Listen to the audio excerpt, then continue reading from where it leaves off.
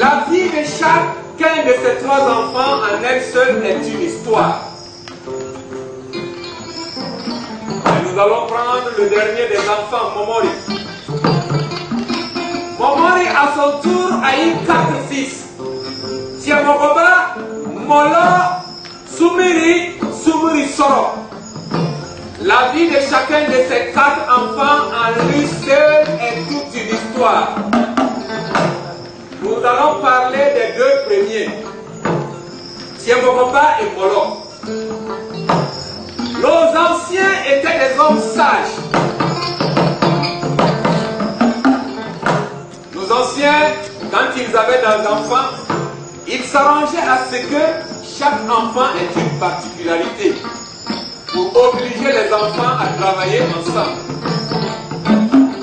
Il y a un qu'on préparait à la chefferie, il y a un qu'on préparait aux négociations, il y a un qu'on préparait au combat. En tout cas, les anciens s'arrêtaient toujours pour qu'il y ait des enfants qui fassent des choses différentes et qu'ils soient obligés de travailler ensemble pour trouver une unicité.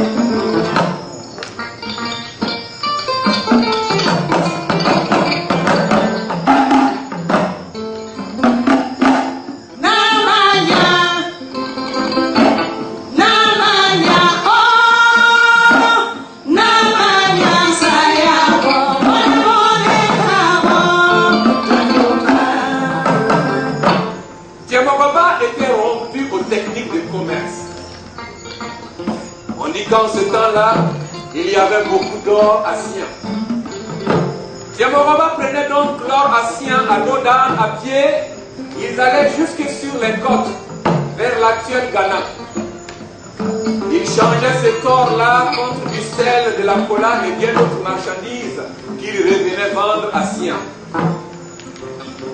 Pour aller sur les côtes, Tiamoroba faisait toujours une pause au royaume de Kong. À Kong, Tiamoroba était accueilli par une vieille femme qui lui donna tout le temps l'hospitalité sans lui demander un rond en retour. Tiamoroba, bien sûr, donnait ce qu'il pouvait et la vieille n'a jamais discuté. Une année, quand Tiamoroba est arrivé, il s'est rendu compte que toute la population était triste. Alors il s'est enquéri de cette nouvelle, pourquoi tout le monde était triste. C'est alors qu'on annonça à Tiamoroba qu'il y a un royaume quelque part dans les régions, le royaume Keke. Et que chaque année, il y a des guerriers de ce royaume qui venaient et ils pillaient les villageois. Tant que c'était un peu de vivre, qu'on était un royaume où les gens étaient travailleurs, guerriers et très hospitaliers. Cette année-là, ils étaient partis avec le fils unique du roi de Kong, celui qu'ils préparaient pour le succéder.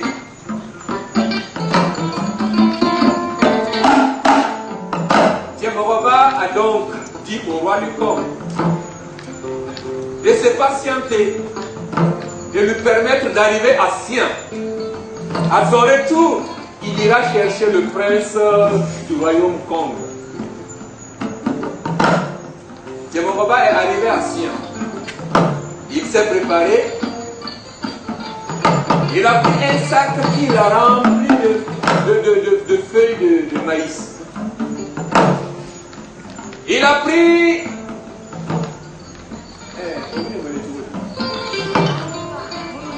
Moulouna. Et comment on appelle en français?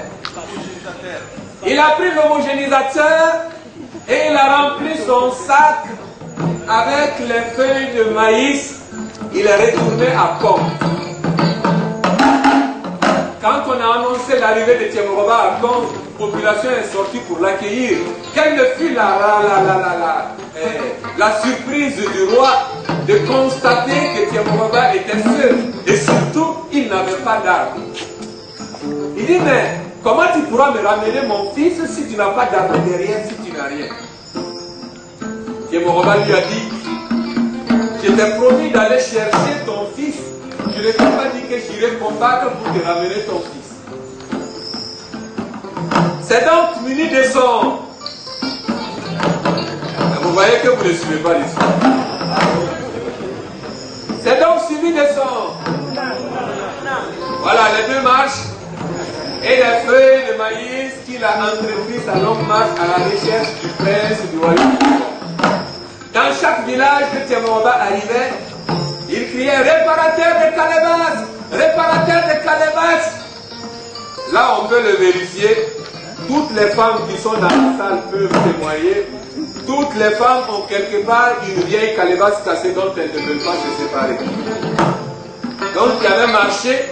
Quand Tiamoroba réparait les calebasses, on lui demandait ce qu'il voulait comme pareil. Il demandait juste un peu d'arachide, un peu de pois chiches et un peu de braise. Quand on lui donnait tout ça, il se mettait à griller les arachides et les pois chiches et il invitait les enfants à manger. Et c'est ainsi qu'il surveillait, il regardait chaque enfant.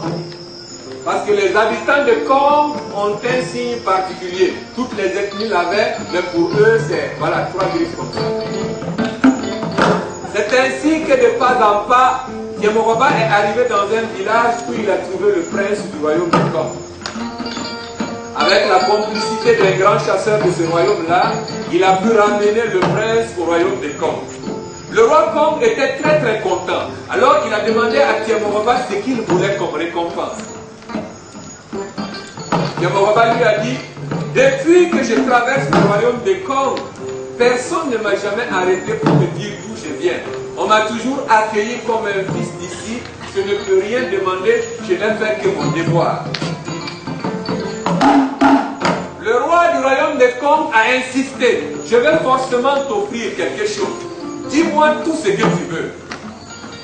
Alors Tiamoroba a dit, je voudrais que tu me fasses la cicatrice raciale que portent tous les habitants de Kom. Le roi a donc ordonné qu'on fasse ces cicatrices à Tiamoroba. On a fait ces cicatrices à Tiamoroba et le roi a dit, Tiamoroba, quel que soit l'endroit de la terre où tu seras, si tu vois une personne avec ses marques sur la joue, appelle la personne Ouattara. Si la personne ne répond pas, tranche-lui la tête. Ouattara ou Amitié.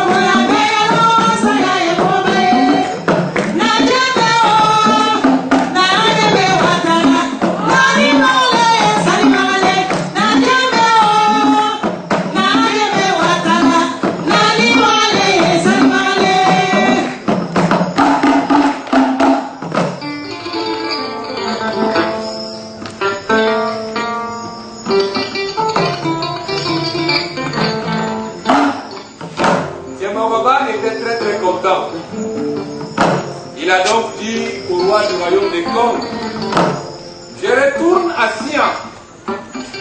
Cette fois, je reviendrai avec des guerriers. On ira jusqu'au royaume Keke. Et je peux t'assurer qu'à partir de ce jour, les Keke ne viendront plus emmerder qui que ce soit. Le roi est venu à Sian. L'armée de Molo et quelques guerriers sont allés. On les a ajoutés quelques grands guerriers de Kom. Ils sont allés au royaume Keke. Ils ont combattu les Keke. Ils ont vaincu les Keke. Le royaume Keke, c'est l'actuel Bouaké. C'est depuis ce temps que Bouaké faisait partie de Bobo Dioulasso. Le Dieu qui m'a raconté cette histoire m'a dit, François, qui que ce soit dit que Bouaké faisait partie de Bobo. Si la personne ne croit pas, amène-le moi, je lui dirai la vérité.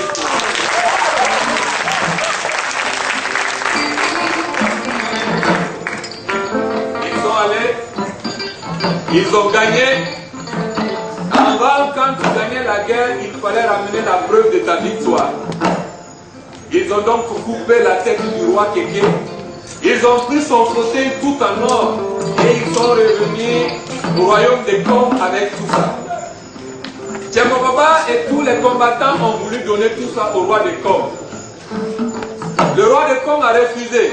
Il a dit, Tous ces trésors récupérés vont de plein droit aux habitants de Sian.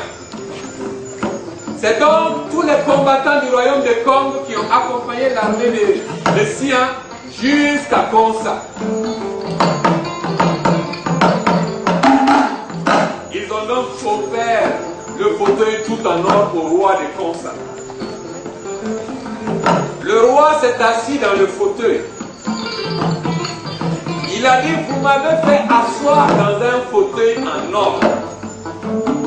Si moi je suis assis dans un fauteuil en or, c'est que moi-même je suis devenu or. Si moi je suis devenu or, vous tous vous êtes devenus or. Or, or, or, or. Si on le traduit en tout là, ah oui, mais si ça nous signe l'encamp. Ne signe ça nous signe l'encamp. Et elle est là sangé. Il n'est donc là sangé. Ah, on peut là sangé. Ah, sanu, ah, sanu, ah, sanu.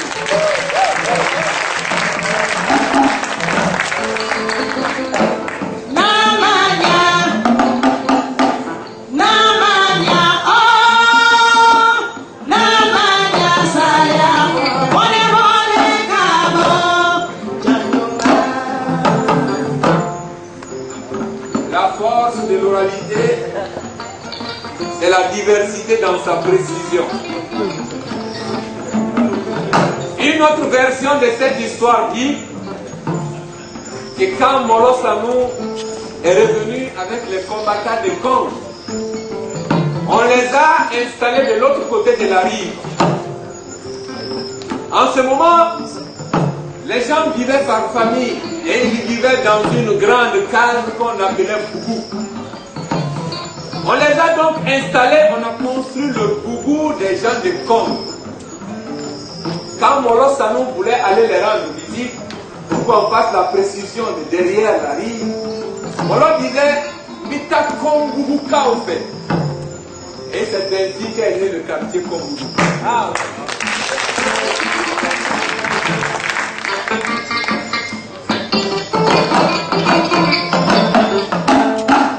Cette version dit donc que quand Molo voulait payer les combattants de Congo, il les payait en or.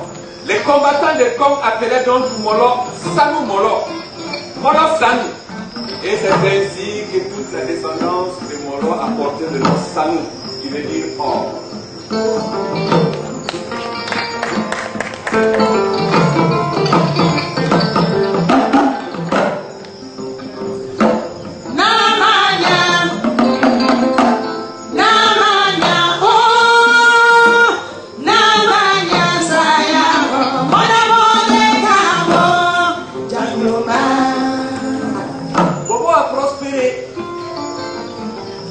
A grandi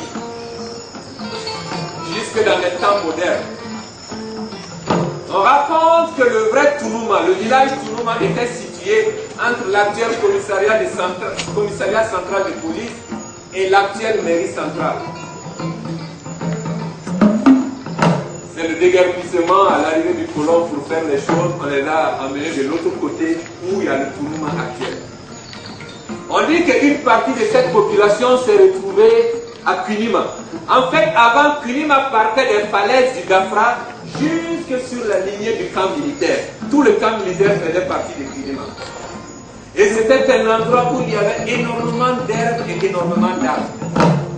La partie de Tounouma qui s'est retrouvée là-bas, qui vivait là-bas, un jour, le roi de Kunima se promenant a rencontré un de ces gens.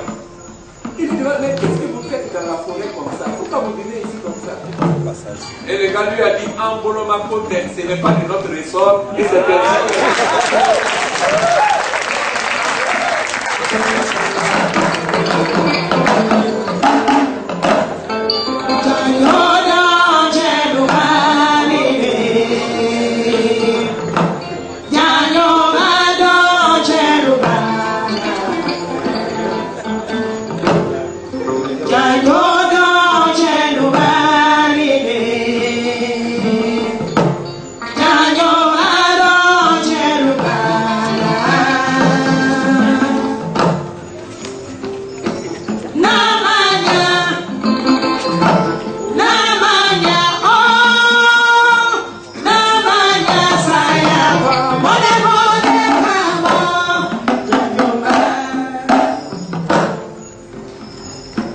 l'histoire de Bobo, une nuit entière ne nous suffira pas pour la raconter. Cette nuit ne nous suffira pas pour la raconter. Un mois, une année ne nous suffira pas pour raconter cette histoire. Les connaisseurs de cette histoire voudront bien nous excuser d'avoir fait quelques fenêtres juste pour montrer un pan de toute la grandeur, l'immensité de l'histoire qu'il y a.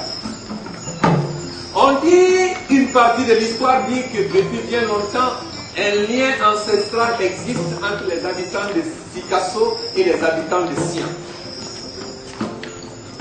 Je vous ai dit tantôt que les gens d'autrefois étaient des gens bien réfléchis et ils savaient ce qu'ils faisaient. Donc quand ils sont arrivés pour la première fois de Sikasso, ils ont installé des gens à un endroit qui était l'embrachure du chemin pour aller à Sikasso. Ce quartier existe là encore de nos jours. C'est le quartier où je suis né, c'est le quartier de Sikasso Sira.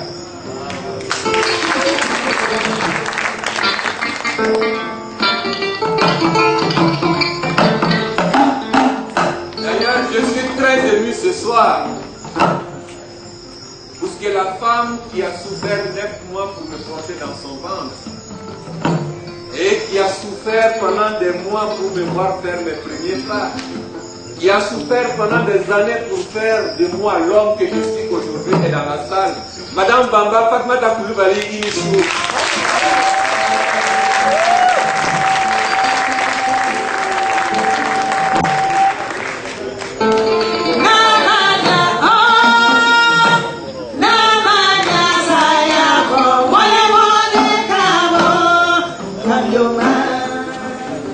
La ville a prospéré. On dit que là où il y a l'actuelle bourse du travail, c'était un vrai rebelle Bobo qui était là-bas. Un vieux, quand il prend son chapalot, attention, il ne faut pas le provoquer.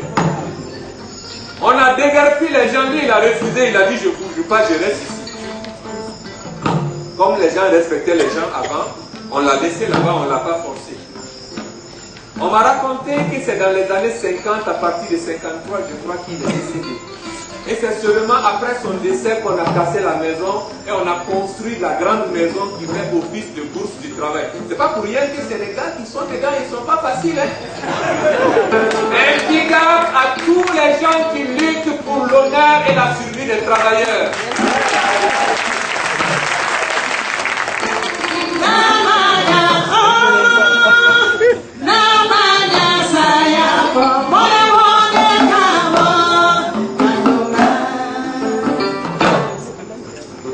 En face de cette maison, il y a une autre grande maison qu'on appelle la maison des jeunes, donc la maison de la culture.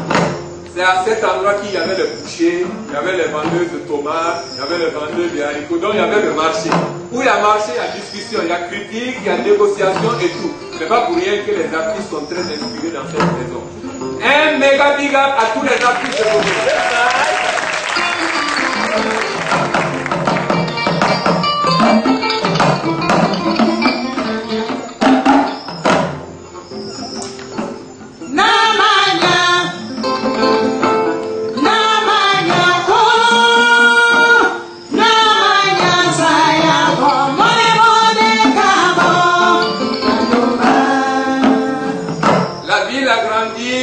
Continue de grandir.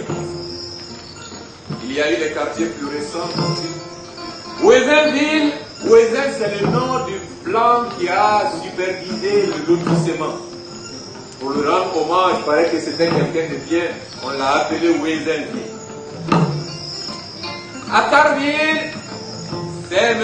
Akar qui a supervisé le lotissement. En souvenir de M. Akar, on a appelé Akarville. Si on a grandi, Bobo a grandi et elle a englouti tous les villages alentours qui sont devenus pour certains des quartiers. Je voudrais dire ceci à tous ceux qui foulent le sol de Bobo Dioulasso. Et je rappelle à tous les enfants dont leurs placenta comme moi sont plantés dans le sol de Bobo Dioulasso. N'oubliez jamais le fondement de cette ville. Cette ville est fondée sur la paix. Cette ville est fondée sur la joie. Cette ville est fondée sur la prospérité. Nous n'avons pas le droit, nous, héritiers des anciens, de casser ça de cette ville. Merci.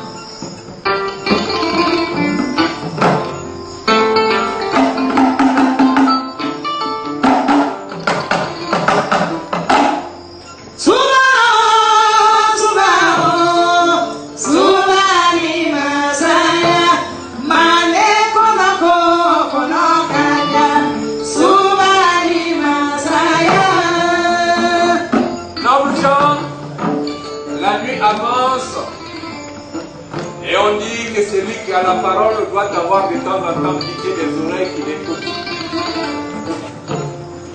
On dit aussi, quelle que soit la beauté du cadavre, il faut finir toujours par l'enterrer.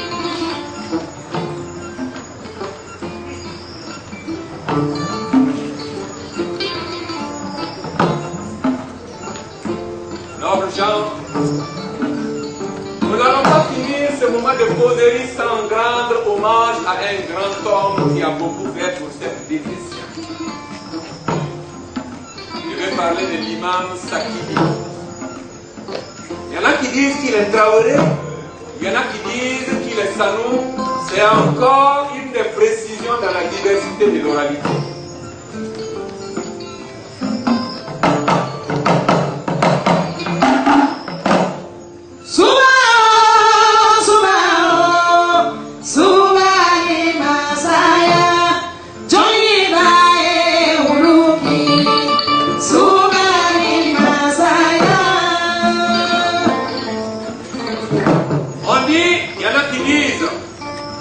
Dans cette précision de la diversité, il est descendant des Arabes. Il y en a aussi qui disent que c'est le petit frère de l'ancêtre qui est arrivé, que c'est un des arrière-petits-fils du petit frère de l'ancêtre. Toujours est-il que l'imam Sakidi a existé. Là encore, c'est la malprononciation des bobos avec un peu de diapalo qui a amené Sakidi. Sinon, c'est Saïdi, qui veut dire en arabe monsieur. Bon, on ne les en veut pas, on va garder Sakidi. Les bobos l'applaudissez, je vous fais un cadeau.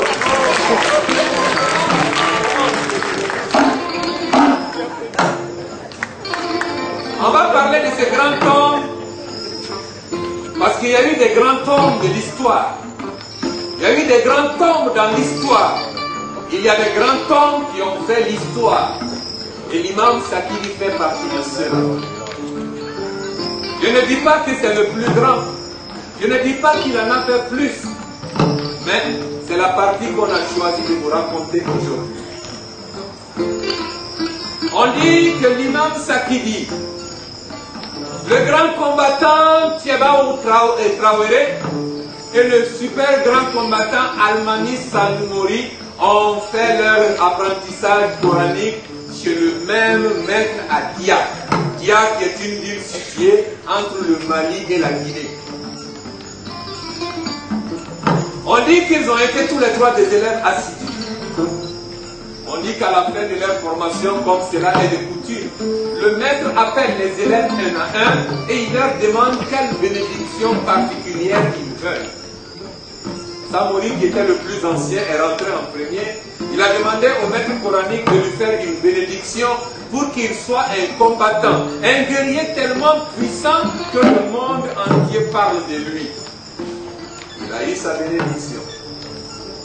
Thieba Traoré, qui était le deuxième, ayant entendu ce que Samori a dit, il est rentré, il a dit que lui aussi voudrait être un guerrier tellement grand qu'un autre guerrier ne puisse pas le vaincre à armes égales sur un champ de bataille. Il a eu sa bénédiction. Sakidi, qui était le dernier, qui ayant entendu ce que les deux premiers ont demandé, à son tour, il a demandé au maître coranique de lui faire une bénédiction de telle sorte que dans la ville où lui sera, quelle que soit l'intensité du combat, quelle que soit la grandeur des combattants, que le combat ne puisse jamais arriver dans sa ville.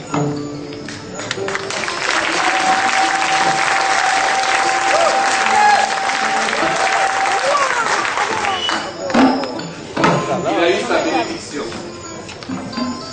Pour ceux qui connaissent l'histoire, ils savent qu'aucun grand combat ne s'est passé dans Sia, dans Bobo du Lasso.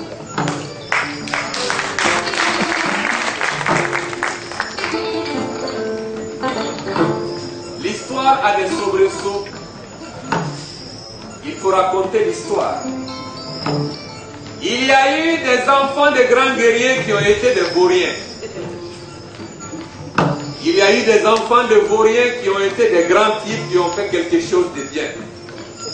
Cela ne change pas au parcours de leur lignée. Il y a eu un vaurien, il faut le dire. Ce n'est pas parce qu'un des descendants a été puissant qu'on va transformer l'histoire.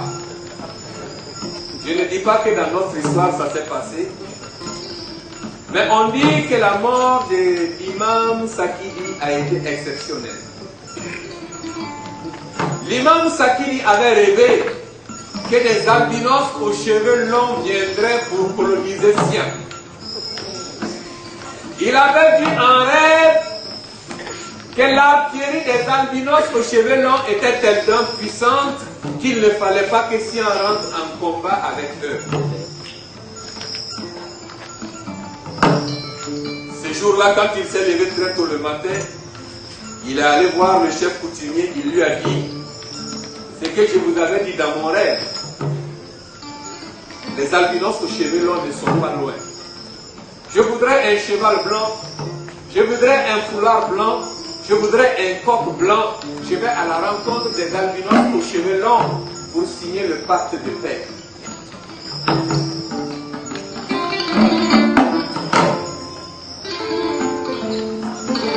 Si on veut raconter toute l'histoire, on va bouleverser le déroulement de la soirée. Mais cette histoire est intéressante. Ces moments de racontage sont intéressants. Ça nous permet, nous, conteurs, nous, spectateurs, de revenir voir le spectacle et de voir une autre version. Je vais continuer donc avec cette version. C'est quand l'imam Sakidi partait à la rencontre des colons, il y a eu une incompréhension. Ça aussi, c'est une histoire à raconter. Mais c'est à ce moment que le premier coup de canon est arrivé.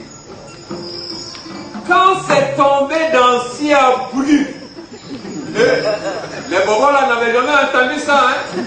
C'était la panique dans Bobo.